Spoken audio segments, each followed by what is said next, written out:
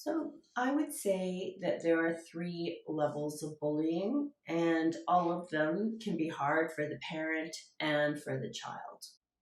You want to take stock of this situation and assess what's been going on with the bullying and your child. And the level of action you take will be determined by how serious the bullying situation is. So I'll start with teasing. Every child's going to get teased at some point in time. Usually, how your child responds determines whether the bullying continues or if it stops. So kids tease when teachers aren't around. They're clever, they can be manipulative, and just telling the teacher probably won't get the bullying to stop. You're going to need to give your child some skills to shut down teasing. Teasing can be bullying when it starts to happen repeatedly and several kids are ganging up on your child, or one person is encouraging other people to tease or badmouth your child. This YouTube video is for educational and informational purposes only. Level 2 bullying is when several kids are ganging up on your child at school. It's happening repeatedly. Every day, something is happening to your child. And statistics state that 1 out of 5 children at school will experience bullying. You're going to want to reach out to the school to get it to stop. Reach out to the teacher first in less more serious situations. You could go to the principal. And at this point, you're really going to want to give your child some skills to deal with some of these kids who are picking on them. Determine the best way to help your child and assess if your child has any blind spots that are making them an easy target for bullies. Often parents feel blindsided because their child may have been ousted by a friend group all of a sudden, and everybody's ganging up on their child, even their former so-called good friends.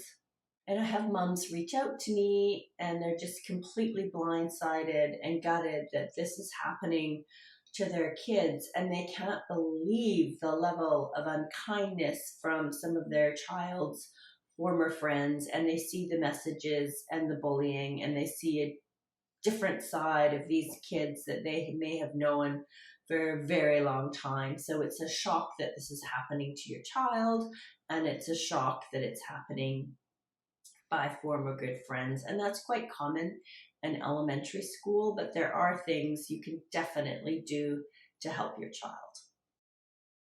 And then level 3, I would say, are severe bullying situations where your child may be facing exclusion by a large group of kids at the school. There may be a ringleader who's instigating this. They may have wingmen who are trying to make your child's life a living hell at school. When your child tries to make new friends, they try to turn those friends against your kid. And I'll give you an example. This is a high school example, but it can happen in elementary school as well. So Maria was a beautiful girl, and there was another girl at the school who was very jealous of her, and she would invite everyone in their friend group out, and then she wouldn't invite Maria. And she would badmouth Maria, say that she wasn't so bright, just say horrible things about her and put her down to this friend group, which led to everyone sort of leaving Maria out and turning against her and her being excluded. And Maria, after all this girl having it out for her, leading a hate campaign against her, Maria's parents were very concerned. Their daughter was incredibly depressed. She was no longer the daughter they knew. They pulled her out of the school. She transferred schools, and she is doing a lot better. And because she didn't have any traits that made her a target except being good looking and getting male attention, she hasn't experienced problems at her new school.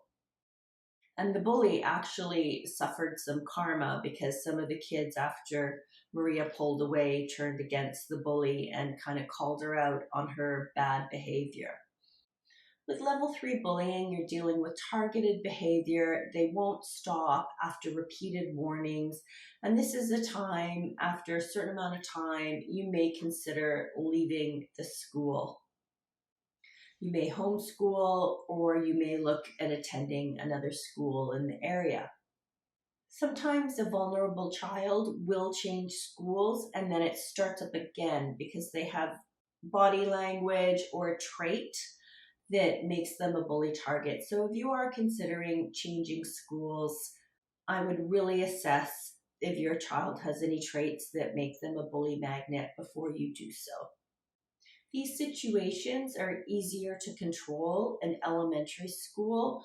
As kids get into high school, parents have less control because kids have phones, kids get canceled, and there's been many, many cases where a child has done something at high school, it's been filmed, taken out of context, shared with the whole school, and a teenager is left with not one person speaking to them and the whole school. So this is devastating for a teenager. This would be devastating for an adult. So we're dealing with a whole new world, and we have to help our children navigate this and parent accordingly and just offer the most support that we possibly can. If you're a parent who wants to help your child navigate a bullying situation quickly, shut down teasing, know how to handle the school, and figure out any traits that may be causing your child to be a bully magnet, you can watch our free workshop. I will include the link below this video.